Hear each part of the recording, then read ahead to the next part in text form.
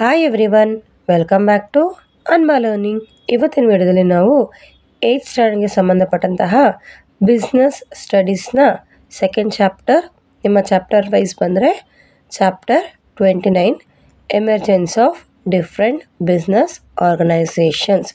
ಇದಕ್ಕೆ ಮುಂಚೆ ಒಂದು ಲೆಸನ್ ಇದೆ, meaning and importance of business studies ಅಂತ ಹೇಳ್ಬಿಟ್ಟು. ಅದ್ರದ್ದು ಆಲ್ರೆಡಿ ನಿಮಗೆ ವಿಡಿಯೋ ಅಪ್ಲೋಡ್ ಆಗಿದೆ, ನೀಡಿರೋರು ದಯವಿಟ್ಟು ಹೋಗಿ ಚೆಕ್ ಮಾಡ್ಕೊಳ್ಳಿ.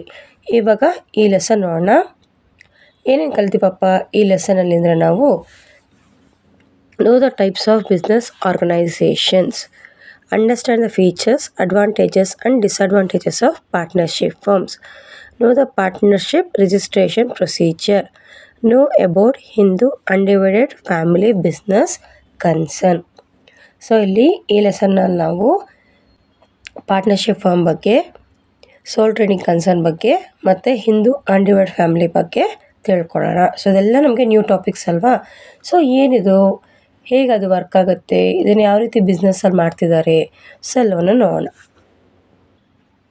Today we see different forms of business organisations.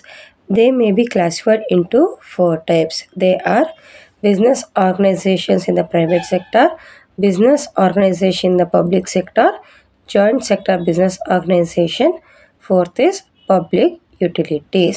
So ಏನಿದು business organisation, private sector, public sector ಅಂದರೆ, ಪ್ರೈವೇಟ್ ಸೆಕ್ಟರ್ ಅಂದರೆ ಪ್ರೈವೇಟ್ ಪೀಪಲ್ ಹ್ಯಾಂಡಲ್ ಮಾಡೋದು ಬಿಸ್ನೆಸ್ನ, ಪಬ್ಲಿಕ್ ಸೆಕ್ಟರ್ ಅಂದರೆ ಗೌರ್ಮೆಂಟ್ ಅವರು, ಜಾಯಿಂಟ್ ಸೆಕ್ಟರ್ ಅಂದರೆ ಇಲ್ಲಿ ಕೆಲವೊಂದು ಸತಿ ಗೌರ್ಮೆಂಟು ಮತ್ತು ಪ್ರೈವೇಟು ಎರಡೂ ಆಗಿರುತ್ತೆ, ಪಬ್ಲಿಕ್ ಯುಟಿಲಿಟೀಸ್ ಅಂದರೆ ಪಬ್ಲಿಕ್ಗೋಸ್ಕರ ಮೇಯ್ನಾಗಿ ಮಾಡಿರೋಂತಹ business.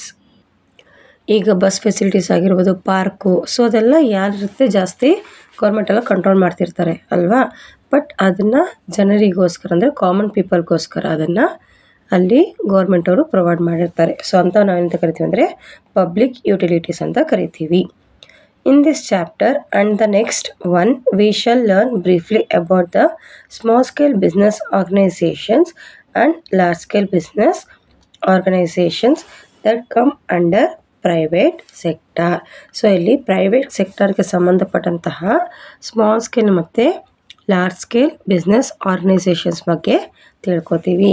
The small scale business organisations under private sector are mainly divided into 3 types. They are sole trading concern, partnership firm and Hindu undivided family firms. ಈಗ ನೋಡೋಣ sole trading concern. Sole trading concern is run by a single person. He is the owner and the manager. He enjoys all the profit and fully responsible for losses. He is the sole investor of capital to run the business.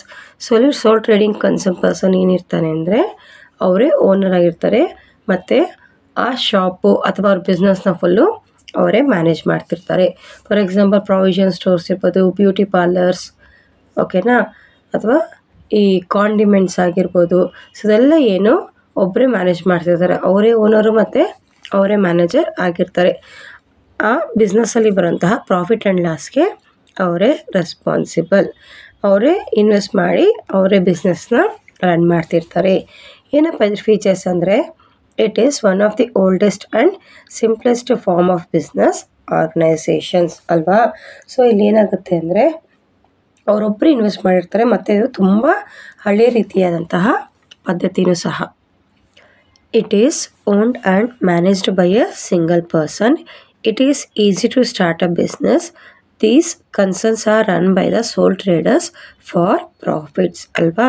So ಇಲ್ಲಿ ಒಂದೇ person manage ಮಾಡೋದ್ರಿಂದ ಅದು start ಮಾಡೋಕ್ಕೂ easy ಮತ್ತು ಅಲ್ಲಿ profit ಸಹ ತುಂಬ ಈಸಿಯಾಗಿ ಸಿಗುತ್ತೆ. ಮತ್ತು ಯಾಕಂದರೆ ನಾವೇನು ಕಷ್ಟಪಡ್ತೀವಿ ಅಂದರೆ, ಒಂದು ಮನುಷ್ಯ ಅವ್ನ ಬಿಸ್ನೆಸ್ಸಲ್ಲಿ ಏನು ಕಷ್ಟಪಡ್ತಾನೋ ಅದನ್ನು ಅವನು ಸಂಪಾದನೆ ಸಹ ಮಾಡ್ತಾನೆ. These concerns are run by sole traders for profits. The sole trader uses his own skills and responsible for all the losses ಅಲ್ವಾ. ಸೊ ಇಲ್ಲಿ ಒಬ್ಬ ಪರ್ಸನ್ನೇ ಅವ್ನ ಸ್ಕಿಲ್ಸ್ ಯೂಸ್ ಮಾಡಿ ಅವ್ನ ಪ್ರಾಫಿಟ್ಟು ಮಾಡ್ಬೋದು ಅಥವಾ ಲಾಸು ಸಹ ಮಾಡ್ಬೋದು. There are no legal constraints to close or start the business. Concerns ಅಂದರೆ ಇಲ್ಲಿ ಸ್ಟಾರ್ಟ್ ಮಾಡೋಕ್ಕೆ ಆಗಲಿ ಅಥವಾ ಕ್ಲೋಸ್ ಮಾಡೋಕ್ಕೆ ಆಗಲಿ ಅಷ್ಟೊಂದು ಯಾವುದೇ ರೀತಿಯಂತಹ ಲೀಗಲ್ ಫಾರ್ಮಾಲಿಟೀಸ್ ಇರಲ್ಲ. ಈ takes the help of his family members for or appoint some workers to help him in business. Generally, they are small in size, but nowadays they run on large scale also. ಅಲ್ವಾ? So ಇಲ್ಲಿ ಏನಾಗುತ್ತೆ ಅಂದರೆ ಆ single ಪರ್ಸನ್ನೇ manage ಮಾಡ್ಬೋದು, ಅಥವಾ ಆ single person ಅಥವಾ owner ಯಾರು ಇರ್ತಾರೆ ಅವರು ಅವ್ರ ಫ್ಯಾಮಿಲಿ ಮೆಂಬರ್ಸ್ ಹೆಲ್ಪ್ ಆಗಲಿ ಅಥವಾ ಯಾರಾದರೂ ಒಬ್ಬರನ್ನ ಕೆಲಸಕ್ಕಂತೂ ಸಹ ಇಟ್ಕೊಬೋದು. ಈ ಚಿಕ್ಕ ಚಿಕ್ಕ ಅಂಗಡಿಗಳೆಲ್ಲ ನೋಡ್ತೀವಿ, ಬಟ್ಟೆ ಅಂಗಡಿ, ಆಮೇಲೆ ಫ್ಯಾನ್ಸಿ ಸ್ಟೋರ್ಸಲ್ಲಿ. ಸೊ ಅಲ್ಲಿ ಏನಾಗುತ್ತೆ ಅಂದರೆ ಅಲ್ಲಿ ಓನರ್ ಇರ್ತಾರೆ ಮತ್ತು ಒಬ್ಬ ಅಸಿಸ್ಟೆಂಟ್ ಎಲ್ಲ ಅವರ ಫ್ಯಾಮಿಲಿ ಮೆಂಬರ್ಸೇ ಅಲ್ಲಿ ಇರ್ತಾರೆ. ಸೊ ಇದು ಇವಾಗ ಏನಪ್ಪ ಅಡ್ವಾಂಟೇಜಸ್ ಇದರಿಂದ ಅಂದರೆ no legal formalities are required to commence the business ಅಲ್ವಾ. ಸೊ ಇಲ್ಲಿ ಯಾವುದೇ ರೀತಿಯ ಲೀಗಲ್ ಫಾರ್ಮಾಲಿಟೀಸ್ ಇಲ್ಲ. ಬೇಸಿಕ್ ನಿಮಗೆ GST ಮತ್ತು ಪರ್ಮಿಷನ್ ಸೊ ಆ ರೀತಿ ಎಲ್ಲ ಸಿಕ್ಬಿಟ್ರೆ ಮುಗೀತು ನಿಮಗೆ, ಓಕೆನಾ. It can be started by own capital ಅಲ್ವಾ. ಸೊ ಅವರು ಆ ಮನುಷ್ಯ ಅಥವಾ ಆ ಪರ್ಸನ್ ಹತ್ರ ಎಷ್ಟು ದುಡ್ಡಿದೆಯೋ ಅಷ್ಟು ದುಡ್ಡು ಇನ್ವೆಸ್ಟ್ ಮಾಡಿ ಅವರು ಬಿಸ್ನೆಸ್ನ ಸ್ಟಾರ್ಟ್ ಮಾಡ್ಬೋದು. No difficulties arise in day to day running of the business. ಯಾಕೆ ಇಲ್ಲಿ ಪ್ರಾಬ್ಲಮ್ಸ್ ಆಗಲ್ಲ? ಡಿಫಿಕಲ್ಟೀಸ್ ಅಂದರೆ ಪ್ರಾಬ್ಲಮ್ಸ್ ಯಾಕಪ್ಪ ಆಗಲ್ಲ ಅಂತಂದರೆ ಅಲ್ಲಿ ಅವರ ಒಬ್ಬನೇ ಮಾಡ್ತಿರೋದು, ಆ ಒಬ್ಬ ಮನುಷ್ಯನೇ ಏನಿದೆಯೋ ಕರೆಕ್ಟಾಗಿ ಅವರು ಮ್ಯಾನೇಜ್ ಮಾಡ್ಕೊಂಡು ಹೋಗ್ತಿರ್ತಾರೆ. The owner enjoys all the profits and ಬೇರ್ಸ್ all the losses. ಇಲ್ಲಿ ಆ ಪರ್ಸನ್ ಯಾರು ಓನರ್ ಇರ್ತಾರೋ ಅವರೇ ಪ್ರಾಫಿಟ್ ಆ್ಯಂಡ್ ಲಾಸ್ನ ಎಂಜಾಯ್ ಮಾಡ್ತಿರ್ತಾರೆ. ಮತ್ತು ಅವರು ಡೈರೆಕ್ಟಾಗಿ ಕಸ್ಟಮರ್ಸ್ ಜೊತೆ ಕಾಂಟ್ಯಾಕ್ಟ್ ಇಟ್ಕೊಂಡಿರ್ತಾರೆ.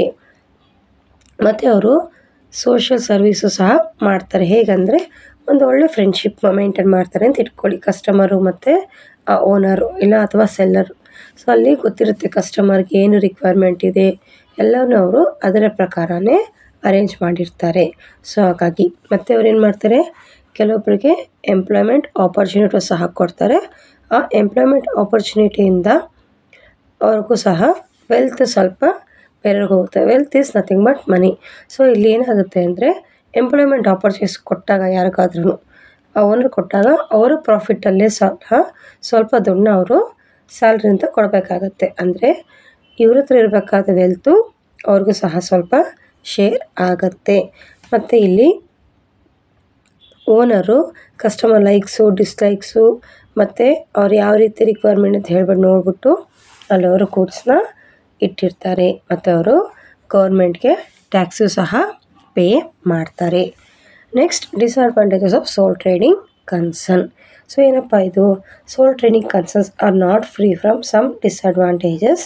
They are capital is limited and they cannot expand the business. ಯಾಕೆ ಇಲ್ಲಿ ಕ್ಯಾಪಿಟಲ್ ಲಿಮಿಟೆಡ್ ಅಂತಂದರೆ ಆ ಪರ್ಸನ್ ಹತ್ರ ಎಷ್ಟು ದುಡ್ಡು ಇರುತ್ತೋ ಅಷ್ಟು ದುಡ್ಡು ಮಾತ್ರನೇ ಅವ್ರೇನು ಮಾಡ್ತಾರೆ, ಇನ್ವೆಸ್ಟ್ ಮಾಡ್ತಾರೆ. ಸೊ ಅಲ್ಲಿ ಎಕ್ಸ್ಟ್ರಾ ಬೇಕು ಅಂದರೆ ಯಾರು ಕೊಡೋಲ್ಲ, ಬೇಕಾದ್ರೆ ಎಕ್ಸ್ಟ್ರಾ ಲೋನ್ ತೊಗೋಬೇಕಾಗತ್ತೆ ಅಲ್ವಾ, ಸಾಲದ ರೂಪದಲ್ಲಿ ತೊಗೋಬೇಕಾಗತ್ತೆ. ಸೊ ಹಾಗಾಗಿ ಇಲ್ಲಿ ಕ್ಯಾಪಿಟಲ್ ಲಿಮಿಟೆಡ್ ಆಗಿರುತ್ತೆ. ಮತ್ತು ಮ್ಯಾನೇಜರ್ ಎಬಿಲಿಟಿ ಸಹ ಲಿಮಿಟೆಡ್ ಆಗಿರುತ್ತೆ. ಮ್ಯಾನೇಜರ್ ಎಬಿಲಿಟಿ ಅಂದರೆ ನೀವು ಯಾವ ರೀತಿ ನಿಮ್ಮ ಬಿಸ್ನೆಸ್ನ ನಿಮ್ಮ ಸ್ಕಿಲ್ಸ್ ಇಟ್ಕೊಂಡು ಯೂಸ್ ಮಾಡಿಕೊಂಡು ಬಿಸ್ನೆಸ್ನ ರನ್ ಮಾಡ್ತೀರಾ. Next, 2 heads are always better to take decisions ಅಲ್ವಾ. ಸೊ ಇಲ್ಲಿ ಒಬ್ಬ ಪರ್ಸನ್ ಮಾತ್ರ ಇರ್ತಾನೆ, ಅವ್ರೇನು ಮಾಡ್ತಾರೆ ಡಿಸಿಷನ್ಸ್ ತೊಗೊತಿರ್ತಾರೆ. ಅದು ಗುಡ್ ಆಗಿರ್ಬೋದು ಬ್ಯಾಡು ಸಹ ಆಗಿರ್ಬೋದು. ಗುಡ್ ಆದರೆ ಪ್ರಾಫಿಟ್ ಬರುತ್ತೆ, ಆ ಡಿಸಿಷನ್ ತಪ್ಪಾಗಿದ್ದರೆ ಅಲ್ಲಿ ಲಾಸ್ ಆಗುತ್ತೆ. ಸೊ ಹಾಗಾಗಿ ಇಬ್ಬರಿದ್ರೆ ಒಳ್ಳೆಯದು. All the losses are borne by one single person. With the death or insolvency of a sole trader the trading concerns may have to be an end or closed. So ಇಲ್ಲೇನಾಗುತ್ತೆ problem ಅಂದರೆ ಒಂದೇ person ಇರೋದ್ರಿಂದ ಅವ್ರಿಗೆ losses ಆದರೂ ಅವರೇ ಬೇರ್ ಮಾಡಬೇಕು. ಮತ್ತು ಆ ಪರ್ಸನ್ ಏನಾದರೂ ಡೆತ್ ಆಯಿತು, ಇಲ್ಲ ಅವ್ರ ಕೈಲಿ ಏನಾದರೂ ವಯಸ್ಸಾಯಿತು, ಮಾಡೋಕ್ಕಾಗಿಲ್ಲ, ಅಥವಾ ಫುಲ್ಲು ಸಾಲ ಮಾಡಿಕೊಂಡು ಏನಾದರೂ ಆಯಿತು ಅಂದರೆ ಸೊ ಆವಾಗ ಆ ಸೋಲ್ ಟ್ರೇಡಿಂಗ್ ಕನ್ಸರ್ನ ನಾವು ಕ್ಲೋಸ್ ಮಾಡಬೇಕಾಗಿ ಬರುತ್ತೆ. ನೆಕ್ಸ್ಟ್ ನೋಡೋಣ, partnership firms. The limitation of the sole trading concern lead to the formation of the partnership firms. So ಇವಾಗ ನಾವು ಅಡ್ವಾಂಟೇಜಸ್ ಏನೋ ಸೋಲ್ ಟ್ರೇಡಿಂಗ್ ಕನ್ಸರ್ನ್ ಮತ್ತು ಡಿಸ್ಅಡ್ವಾಂಟೇಜಸ್ ಅಂತ ನೋಡಿದ್ವಿ. ಸೊ ಇಲ್ಲಿ ಡಿಸ್ಅಡ್ವಾಂಟೇಜಸ್ಸು ಇದೆ. ಸೊ ಈ ರೀತಿ ಪ್ರಾಬ್ಲಮ್ಸ್ನ ಯಾವ ರೀತಿ ನಾವು ತಡೆಗಟ್ಬೋದು ಅಂತ ನೋಡಿದಾಗ ದ ಬೆಸ್ಟ್ ಆಪ್ಷನ್ ಬಂದ್ಬಿಟ್ಟು ಪಾರ್ಟ್ನರ್ಶಿಪ್ ಫರ್ಮ್ಸ್ ಅಂತ ಕಾಣಿಸ್ತು, ಓಕೆನಾ. ಸೊ ಏನಕ್ಕಪ್ಪ ಇದು ಬೆಸ್ಟ್ ಅಂದರೆ ಸೋಲ್ ಟ್ರೇಡಿಂಗ್ ಕನ್ಸರ್ನ್ಗೆ ಕಂಪೇರ್ ಮಾಡಿದ್ರೆ ಇದು ಬೆಸ್ಟ್ ಅಂತ ಅನಿಸುತ್ತೆ. ಯಾವ ರೀತಿ? In these firms 2 or more persons join together and carry out the business ಅಲ್ವಾ. ಸೊ ಪಾರ್ಟ್ನರ್ಸ್ ಅಂದ್ರೇ ಇಬ್ಬರು. ಸೊ ನಾವು ಹೇಳ್ತೀವಿ ನಿಮ್ಮ ಸ್ಕೂಲಲ್ಲಿ ಆಗ್ಬೋದು ಡ್ಯಾನ್ಸ್ಗೆ ಇಬ್ಬರು ಪಾರ್ಟ್ನರ್ಸ್ ಇರ್ತಾರೆ, ಅಥವಾ ನಿಮ್ಮ ಕಾಂಪಿಟೇಷನ್ಸ್ಗಾದರೂ ಇವು ನಮ್ಮ ಪಾರ್ಟ್ನರ್ ಅಂತ ಹೇಳ್ತೀವಿ. ಅಟ್ಲೀಸ್ಟ್ 2 ಮೆಂಬರ್ಸ್ ಇದ್ರೆ ನಾವು ಪಾರ್ಟ್ನರ್ಸ್ ಅಂತ ಹೇಳ್ತೀವಿ. ಸೊ ಇದು ಏನು advantage? Partnership firms act was passed in 1932. So ಇಲ್ಲಿ ಪಾರ್ಟ್ನರ್ಶಿಪ್ ಆ್ಯಕ್ಟ್ ಬಂದ್ಬಿಟ್ಟು 1932ನಲ್ಲಿ ಪಾಸ್ ಆಗುತ್ತೆ. According to the Section 4 of the Partnership Act, the partnership firm is defined as the relation between the persons who have agreed to share the profits of a business carried on by all or any one of them acting for all. So, ಇಲ್ಲಿ partnership act of 1932 section 4 ಏನಪ್ಪ ಹೇಳುತ್ತೆ ಅಂತಂದರೆ, partnership ಅಂದ್ರೇನು? It is A relationship between 2 persons who agreed. So ಇಲ್ಲಿ 2 person ಅಥವಾ ಇಬ್ಬರು ಸಹ agri ಮಾಡಿಬಿಟ್ಟು ಇನ್ವೆಸ್ಟ್ ಮಾಡ್ತಾರೆ, ಪ್ರಾಫಿಟ್ನ ಶೇರ್ ಮಾಡ್ಕೊತಾರೆ, ಮತ್ತು ಬಿಸ್ನೆಸ್ಸು ಸಹ ರನ್ ಮಾಡ್ತಾರೆ. ಅಥವಾ ಯಾರಾದರೂ ಬಿಸ್ನೆಸ್ ರನ್ ಮಾಡ್ಬೋದು ಮತ್ತು ಇಬ್ಬರು ಸಹ ಅಲ್ಲಿ ಇನ್ವೆಸ್ಟ್ಮೆಂಟ್ ಮಾಡ್ಬೋದು. ಸೊ ಅದನ್ನು ಸಹ ಪಾರ್ಟ್ನರ್ಶಿಪ್ ಅಂತ ಕರೀತಾರೆ. The maximum number of the partners are 10 if they carry out the financial business are 20 in the case carrying out general partnership firm. So partnership ಫರ್ಮಲ್ಲಿ ಫಿನಾನ್ಷಿಯಲ್ ಬಿಸ್ನೆಸ್ ಏನಾದರೂ ಮಾಡ್ತಿದ್ದಾರೆ ಅಂತ ಇಟ್ಕೊಳ್ಳಿ. ಸೊ ಈಗ ಫಿನಾನ್ಷಿಯಲ್ ಬಿಸ್ನೆಸ್ ಅಂದರೆ Muthoot finance ಇರ್ಬೋದು, ಅಥವಾ ನಿಮ್ಮ ಯಾರಾದರೂ ಈ ಫಿನಾನ್ಸ್ ಕಂಪನಿ ಚಿಟ್ ಕಂಪನಿ ನಡೆಸ್ತಿರ್ತಾರಲ್ಲ ಪಾರ್ಟ್ನರ್ಶಿಪ್ಪಲ್ಲಿ, ಅಂಥವ್ರಾದರೆ ಅಲ್ಲಿ ಮ್ಯಾಕ್ಸಿಮಮ್ ನಂಬರ್ ಬಂದ್ಬಿಟ್ಟು 10 ಇರ್ತಾರೆ. ಜನರಲ್ ಬಿಸ್ನೆಸ್ ಆದರೆ ಇಲ್ಲಿ ನಿಮಗೆ 20 ಆಗುತ್ತೆ. ನೆಕ್ಸ್ಟ್ ನೋಡೋಣ ಟೈಪ್ಸ್ ಆಫ್ ಪಾರ್ಟ್ನರ್ಸ್.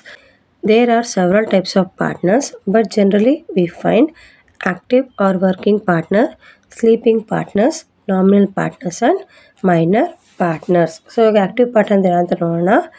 ಸೊ ಇಲ್ಲಿ ಇದಿಷ್ಟು ಕೊಟ್ಟಿದ್ದು ಮೇಜರ್ ಪಾರ್ಟ್ನರ್ಸ್ ಅಂತ ಹೇಳ್ಬಿಟ್ಟು, ಅದರಲ್ಲಿ ಫಸ್ಟ್ ಒನ್ ಬಂದ್ಬಿಟ್ಟು active partner. They contribute fixed amount of capital and share profit and losses in proportion of their capital contribution and take active part in carrying out of the day to day affairs of the business. So ಅಲ್ಲಿ ಆ partner ಹೆಸರು ಹೇಳುತ್ತೆ active ಅಂತ. ಅಂದರೆ ಆ ಪಾರ್ಟ್ನರ್ಶಿಪ್ಪಲ್ಲಿ ಆ partner ಬಂದ್ಬಿಟ್ಟು ತುಂಬ ಆ್ಯಕ್ಟಿವ್ ಆಗಿ ಇರ್ತಾರೆ. ಸೊ ಅವ್ರು ಏನು ಮಾಡ್ತಾರೆ ಅಂದರೆ ಡೇ ಟು ಡೇ ಬಿಸ್ನೆಸ್ ನೋಡಿಕೊಂಡು ಅವ್ರು ಎಷ್ಟು ಇನ್ವೆಸ್ಟ್ಮೆಂಟ್ ಮಾಡಿದಾರೋ ಅದಕ್ಕೆ ತಕ್ಕನ ಹಾಗೆ ಅವರು ಪ್ರಾಫಿಟ್ನ ತಗೋತಾರೆ. ನೆಕ್ಸ್ಟ್ ನೋಡೋಣ sleeping partners. They contribute capital but do not take active part in day-to-day transaction of the firm. The profit and losses are shared in proportion to their share of capital. So ಇಲ್ಲಿ sleeping partner ಅಂದರೆ ಇವರು just invest ಮಾಡ್ತಾರೆ ಕ್ಯಾಪಿಟಲ್ನ, ಆದರೆ ಅವರು ಯಾವುದೇ ರೀತಿಯಾದಂತಹ ಬಿಸ್ನೆಸ್ನ ನೋಡ್ಕೊಳ್ಳೋದಿಲ್ಲ. Next nominal partners. They neither contribute capital nor take active participation in the day-to-day transaction of the firm. They are not entitled for any share of profit, but they are liable for business losses. So ಇಲ್ಲಿ ಕೆಲವೊಂದು ಸತಿ ಏನಾಗುತ್ತೆ ಅಂದರೆ nominal partners ಅಂತ ಇರ್ತಾರೆ, ಅಂದರೆ name sake ಮಾತ್ರ ಅವರು ಪಾರ್ಟ್ನರ್ಸ್ ಆಗಿರ್ತಾರೆ. ಸೊ ಅವಾಗ ಏನಾಗುತ್ತೆ ಅಂದರೆ ಅವರು ಇನ್ವೆಸ್ಟು ಮಾಡಲ್ಲ, ಮತ್ತು ಯಾವುದೇ ರೀತಿಯ ಬಿಸ್ನೆಸ್ಸು ನೋಡ್ಕೊಳ್ಳಲ್ಲ, ಪ್ರಾಫಿಟು ತೊಗೊಳ್ಳಲ್ಲ. ಇನ್ ಕೇಸ್ ಎನಿ ಲಾಸಸ್ ಆದರೆ ಸೊ ಆ ಲಾಸ್ನ ಅವರು ಬೇರ್ ಮಾಡಬೇಕಾಗಿ ಬರುತ್ತೆ. Next minor partners. These partners are those who have not yet attained the age of 18 years. A minor cannot become a partner, but by mutual agreement of all the partner a minor can be admitted as a partner. So ಇಲ್ಲಿ minor ಅಂದರೆ ಯಾರು? 18 ವರ್ಷಕ್ಕಿಂತ ಕೆಳಗಡೆ ಇರೋರನ್ನ minor ಅಂತ ಕರಿತೀವಿ ಅಲ್ವಾ. So ಮೈನರು ಸಹ partner ಆಗಿ ಸೇರಿಸ್ಕೋಬೋದಾ? ಖಂಡಿತವಾಗ್ಲೂ ಸೇರಿಸ್ಕೋಬೋದು. ಆದರೆ ಅಲ್ಲಿ ಏನಿದೆ, ಅಲ್ಲಿ mutual agreement of all partners. 4 ಜನ 5 ಜನ ಪಾರ್ಟ್ನರ್ ಇರ್ತಾರೆ. ಯಾರೋ ಒಬ್ಬನ ಮೈನರ್ನ ಪಾರ್ಟ್ನರ್ ಆಗಿ ಅಡ್ಮಿಟ್ ಮಾಡ್ಕೋಬೇಕು ಅಂದರೆ ಅಲ್ಲಿ ಎಲ್ಲರ ಪರ್ಮಿಷನು ತುಂಬ ಮುಖ್ಯ. The minor partner are eligible for profits but not eligible for the defaults or losses. So ಇಲ್ಲಿ ಪಾರ್ಟ್ನರ್ಸ್ ಏನಾಗಿರ್ತಾರೆ ಅಂದರೆ ಲಾಸಸ್ಗೆ ಇಲ್ಲ, ಬರೀ ಪ್ರಾಫಿಟ್ ಎಂಜಾಯ್ ಮಾಡೋಕ್ಕೆ ಮಾತ್ರ ಇರ್ತಾರೆ. When a new partner is started the minor cannot be admitted. So ಇಲ್ಲಿ ಆಲ್ರೆಡಿ ಎಕ್ಸಿಸ್ಟ್ ಆಗಿರೋ ಪಾರ್ಟ್ನರ್ಶಿಪ್ ಫಾರ್ಮ್ಗಾದರೆ ಮೈನರ್ ಪಾರ್ಟ್ನರ್ನ ನಾವು ಅಡ್ಮಿಟ್ ಮಾಡ್ಕೋಬೋದು ಅಥವಾ ಸೇರಿಸ್ಕೋಬೋದು. ಆದರೆ ಹೊಸದಾಗಿ ಸ್ಟಾರ್ಟ್ ಮಾಡೋಂತಹ ಪಾರ್ಟ್ನರ್ಶಿಪ್ ಫಾರ್ಮ್ಗೆ ಮೈನರ್ನ ಸೇರಿಸ್ಕೊಳ್ಳೋಗೆ ಇಲ್ಲ. In addition to these types, there are secret partners, limited partners or partial partners. Partners are eligible only for profits. So ಇದೆಲ್ಲ ಪಾರ್ಟ್ನರ್ಸ್ ಯಾರು ಸೀಕ್ರೆಟು, ಲಿಮಿಟೆಡು ಮತ್ತು ಪಾರ್ಷಿಯಲ್ ಪಾರ್ಟ್ನರ್ಸು ಪ್ರಾಫಿಟ್ಗೆ ಮಾತ್ರ ಇರ್ತಾರೆ. ಸೊ ಯಾವುದೇ ರೀತಿಯಾಗಿ ಅಲ್ಲಿ ಅವರು ಆ್ಯಕ್ಟಿವ್ ಪಾರ್ಟ್ನ ತಗೊಳ್ಳಲ್ಲ. ಇನ್ನು ಈ ವಿಡಿಯೋ ನಿಮ್ಗೆ ಏನಾದ್ರು ಡೌಟ್ ಇದ್ದರೆ ಕಮೆಂಟ್ ಮಾಡಿ. ಇದರ ನೆಕ್ಸ್ಟ್ ವಿಡಿಯೋ ನಿಮಗೆ ಅಪ್ಲೋಡ್ ಆಗುತ್ತೆ, ದಯವಿಟ್ಟು ಪ್ಲೇ ಲಿಸ್ಟಲ್ಲಿ ಚೆಕ್ ಮಾಡಿ. ಕಂಟಿನ್ಯೂಷನ್ ಪಾರ್ಟ್ನ ನಿಮಗೆ ಆಗುತ್ತೆ. ಅದರಲ್ಲಿ partnership deed, demerits of partners, merits of partners, registration of partnership firm ಮತ್ತು ಹಿಂದೂ ಅಂಡರ್ವುಡ್ ಫ್ಯಾಮಿಲಿ ಬಗ್ಗೆ ನಿಮಗೆ ಡೀಟೇಲ್ ಆಗಿ ಎಕ್ಸ್ಪ್ಲೇನ್ ಮಾಡ್ತೀನಿ. ಇನ್ನು ಏನಾದರೂ ವಿಡಿಯೋದಲ್ಲಿ ಡೌಟ್ ಇದ್ದರೆ ಕಮೆಂಟ್ ಮಾಡಿ. ಇಷ್ಟ ಆದರೆ ಬೇರೆಯವ್ರಿಗೆ ಶೇರ್ ಮಾಡಿ. ಲೈಕ್ ಸಿಂಬಲ್ನ ಕೊಡೋದನ್ನು ಮರಿಬೇಡಿ. ನಾವು ಕಲಿಯೋಣ, ಬೇರೆಯವ್ರಿಗೂ ಕಲಿಸೋಣ. ನಾವು ಬೆಳೆಯೋಣ, ಎಲ್ಲರನ್ನು ಬೆಳೆಸೋಣ. Thank you.